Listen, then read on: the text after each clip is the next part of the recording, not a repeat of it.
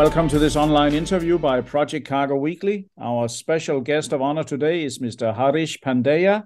He's the managing director at Swift Cargo Private Limited, based in Mumbai, India. First and foremost, Harish, welcome to this interview. Thank you. Pleasure being here, Bo. Always good to have a friend from India to be around us. I always start my interviews with the same question. I don't see any reason why to change it. So I will ask you the same. How come you ended up in logistics, Harish? Why are you not in the government or a banker or an accountant? Well, I tried very hard to be elsewhere, Bo, to be honest. Till 2010, I was in a different industry. Okay. So I've been through financial services and sales and distribution and the others. So in 2010 is when I really moved into logistics, and I was lucky to learn from a very good team, after coming into this company and taking it over. Right.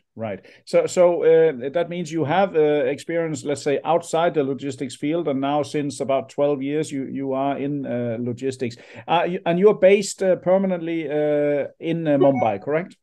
Yes, I live in Mumbai. That's true. But okay. All of us travel just like you do.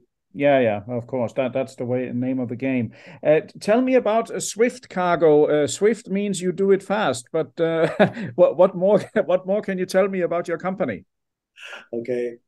So this company has been in business for 30 years. So it's before my time. The people who founded it, two of them are still around. We have quite an illustrious background. Mm-hmm. One of the co-founders, which is how I came in, is a childhood friend, and he's based in the United States, and he runs the US part of our business. Wow. And his name is Jayant Bharadwaj. Mm-hmm. He's the co-founder of the company. Along with him is another person called Tushar.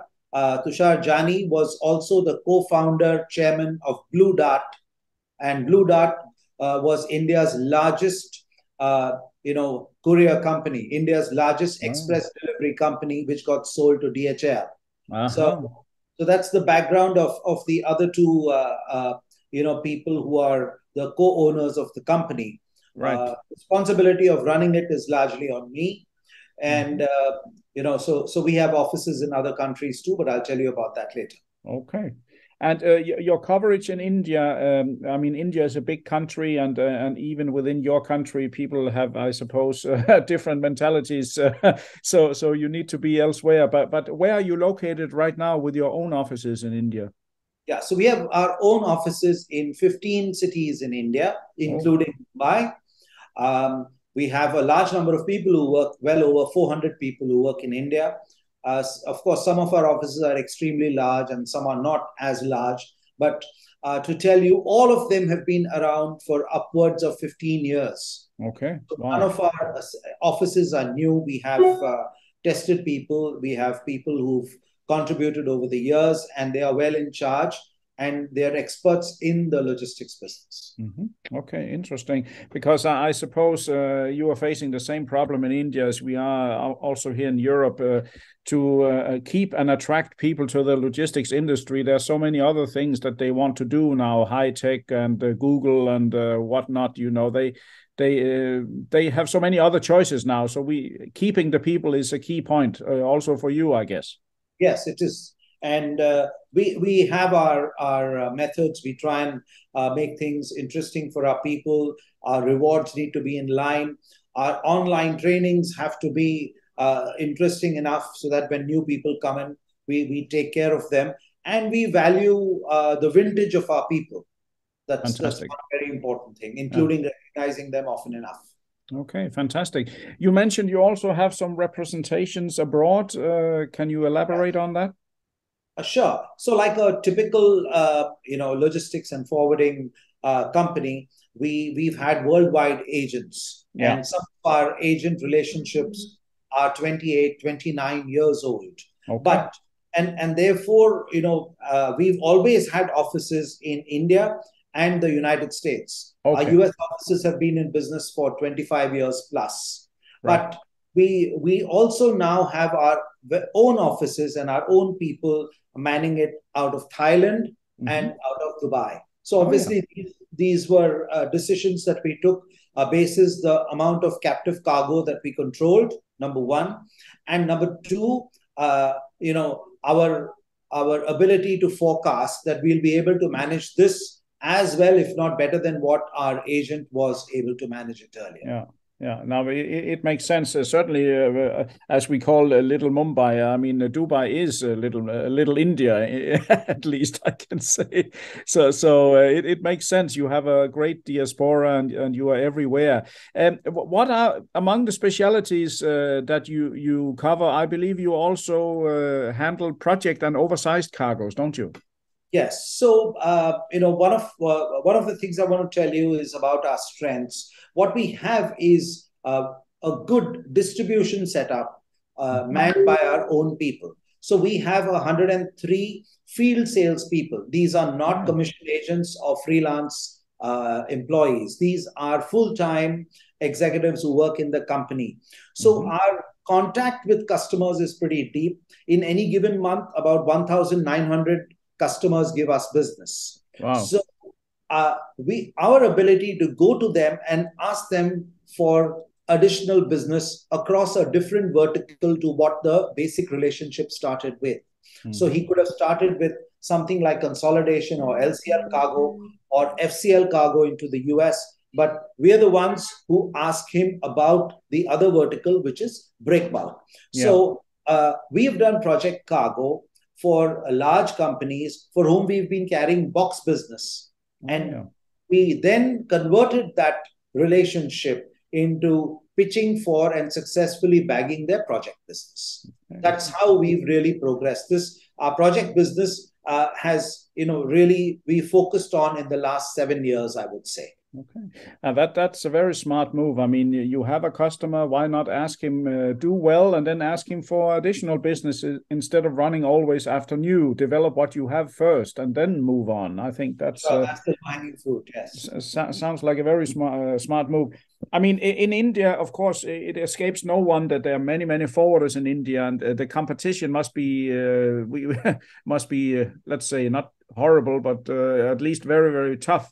How do you make sure to distinguish yourself among the many forwarders that all claim that they are the best? How do you make sure to show that to people? Sure, I think that's a valid point.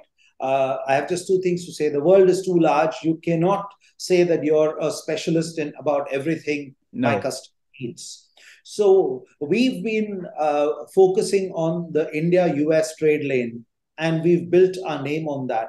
Yeah. And luckily, that's the fastest growing trade lane that we've seen, especially in the last 12 years or 11 years that I've been around. And so, number one, it's providence that we've probably ridden that wave.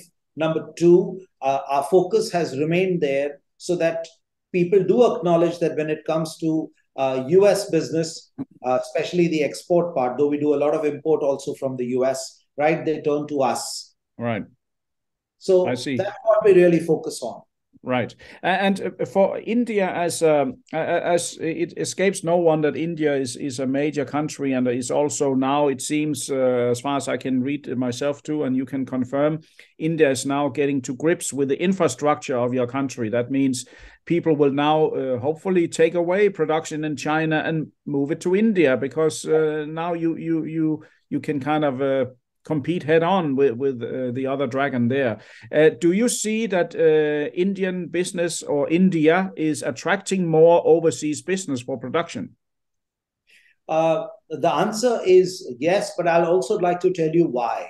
The government in the last half a dozen years especially has done a couple of very smart things. Earlier, we used to have different segments within the transport industry, where everything is different. Ports are different, roads are different, for example. Yeah. So what the government did was to unify it under a single ministry. So there aren't too many bureaucrats playing around. They're all the same goal, and that really helped and resulted in let's say clear strategies like the government's initiative on using the waterways across around India. The cabotage rules were changed. Our infrastructure development includes using our many rivers and waterways, Yeah.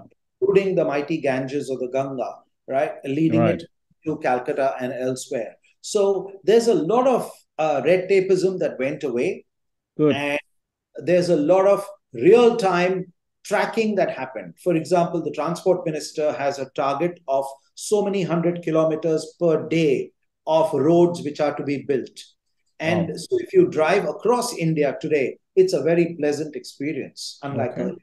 Yeah. Okay, that's yeah, because there was always one thing when people talked to me years ago, oh India, oh no, the port is okay, but going inland is a problem. So it's really excellent to hear, and I think with the Corona way that is being handled in China, which I think is deterring some producers there because it's unpredictable. At least India seems to be open for business big time now, isn't it? Yeah, luckily the COVID is behind us. Yeah. There is no restriction at all. All restrictions have been lifted. Yeah. While people have learned their lesson and therefore are naturally careful, but yes, India is open for business in every way without restriction. Okay. And turning back again to the strengths of Swift Cargo, what would you say that you can do project cargo? Basically, you are able to handle both the normal cargo and project cargo, since you mentioned it before. How do you feel the relationship is now with many of the ship owners? It has escaped no one that they have earned too much money in the last couple of years, and their nose has been very high up in the sky. I suppose you've had those problems too to get space, right? We've all been through that, and I think you worded it right. The nose was up in the air. So if we talk about the leading carriers in the world, or we talk about the specialist carriers, both of them did not have enough time to take our calls, to be honest. Right. But the tide has turned, and in the last couple of months, especially, not only does one get calls, but invitations for meetings, including dinners. So it's good to see the turnaround. So now they have to swing the credit card again to get our business. Yeah, that's at least it makes me hope for the future, because it's been I've no doubt the ship owners have also, the rates have in some before the COVID were in some reasons unreasonable, very low. But this has been almost too much the pendulum to the total left wing instead of right wing. So, That's true. but tell me about when you choose ship owners. I mean, in India, the way you do sales and how you get space for your cargo, do the ship owners normally come to you, or you say they are now starting again to approach you, or how does it work in Sure. your country? So there are two aspects. One is those with whom you already contracted over the year. Right. So we have special equipment contracts and we have the basic box contracts. So those you need to fulfill, and those carriers are always in touch with us across different levels within their company. But like, if the volume went up during the COVID period for some categories, the management of those firms were not very keen to increase our allocation because they were already sold out. Right. So when I mentioned, that's the part that has changed. Yeah. Now, if we talk about the smaller vessels, right, which is not amongst the top 10, and these are vessels that you need for special cargo. Actually, our contact with those vessel owners is always through the main brokers that we use. It's not that we keep going back to them. Right. So our contacts with the intermediary is also pretty strong over there. Okay. Yeah, it's there's an old saying in our business, and I guess you agree to that. It's not what you know, is who you know, and it's it's very important. Turning on to the development in the ports of India. Which ports would you say are the main ones for project cargo and, let's say, project related? Of course, depending on where the project is, but off the bat, what would you say? What are the most important 4 or 5 ports in your country right now? So it's always been, the focus has been Mumbai, and the focus has been north and west of India, which has always been through Mumbai. Now, it is Mumbai as well as Kandla, in Oh, Gujarat. These okay. are the ports which do Mumbai as in the old port, because Nhava Sheva is the new port which handles the box business. So Right. it's Mumbai port, and it handles a lot of Ro-Ro also, Oh, as yes. well as the Kandla port.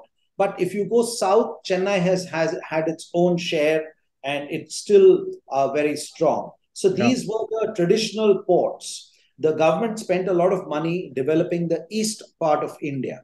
Earlier, it used to be only Calcutta, and Calcutta is a kind of river port, so it's quite difficult. Yeah.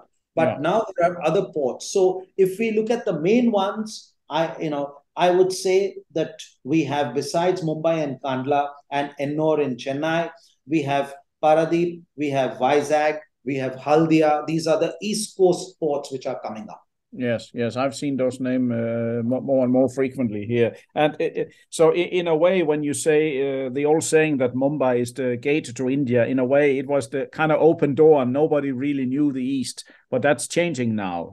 Yes. Yes. Okay. No longer does East India cargo travel all the way, by train or by road into Navasheva or Mumbai to get moved out. Okay. They move to ports which are closer to them, Vizag being the furthest, which is more southeast. Right, right. If any of our viewers would have cargo into Nepal or even Bhutan, would that be possible to do via India? Yeah, that's a good question. So India has always been the gateway Yeah. for Nepal and Bhutan, and it continues to be the gateway. Okay. But I want to add something interesting here, that as of as recent as last month, it was formalized that India would also offer and be a gateway to Bangladesh. So Uh-huh. Bangladesh now has more options for their extensive export cargo, which instead of going through the limited spaces or the limited options that they have through Chittagong and elsewhere, they now have access to the Indian ports. Okay, so what would be the transit port, just to put it in perspective? I mean, to get into Bangladesh, which ports in India would be, let's say, the closest in that case? So the reason why I told you is all these countries, right? The first two that you mentioned are Yeah, landlocked. Therefore, right. roads. Bangladesh has its own port, but it has an extensive land border with India. So it's Ah, yes. trucking and railway which gets in their goods. So Ah, I it's not see. dependent on their ports. Okay, It's I dependent understand. on Okay, okay. So that's pretty new, because I don't think many people know that this is now a possibility, because everyone heard about congestion and problems and delays in Chittagong ever so often. So it's not perhaps so efficient there. That's a very interesting news, and you are able to facilitate this if anyone would have such requirement. Yes, in fact, two of our vice presidents were in Dhaka recently and in Chittagong to speak to people whom we work with there. Okay. Just as this development was going on. So we have got our fingernails dirty in that, and we really look forward to helping anybody who may want information or actual project on that. Okay, that's really very very clear. I like what you say. Got the fingernails dirty. I mean, there are many generals hiding behind the computer screen, but sometimes you need to get out there, and I think you're doing right, getting out there and actually meeting people on the ground. Very very interesting. I must say, Harish here. How in your crystal ball? One of my final questions here. How do you see the future? We are soon at the end of 2022, and we are looking into 23, and everyone, if you read the newspapers, we get depressed, so we should not read too many newspapers. But if you look in your crystal ball, how do you see from a logistics Indian point of view the situation next year? Uh, the the pundits who forecast are currently doomsayers, right? They are saying things are going to get increasingly difficult, but it's not that they've been right in the past. Nobody No. predicted a black swan event like COVID and how it would impact the logistics industry. It's been a good time for many of us also, while some of us have faced challenges. Definitely. Definitely. So the future, as we see it in Swift, is I think we will continue to look at a difficult period for the next couple of quarters. But as the goods clear out of warehouses in the US and Europe, and as things come back to normal, I do not see a prolonged period personally of things being low. I see the pendulum swinging once again come second quarter of next year. Okay, that's very comforting news, and I think most of our viewers certainly will adhere to what you're saying, and we all hope for the same. Excellent, Harish. I enjoyed talking to you, and good and detailed replies in a clear language everyone can understand. So I want formally to say thank you very much for this interview. Pleasure being with you, Bo, and thank you for the invite. You are welcome. And to all our listeners, viewers, and readers from around the world, this was yet another great interview by Project Cargo Weekly. Our special guest of honor has been the managing director at Swift Cargo, Mumbai, India, Mr. Harish Pandeya, a most capable gentleman, and he told us all about Swift and what they can do on an international and Indian scale. So thanks a lot to him, and for all of you out there, please stay tuned for more interviews in the near future. Thank you.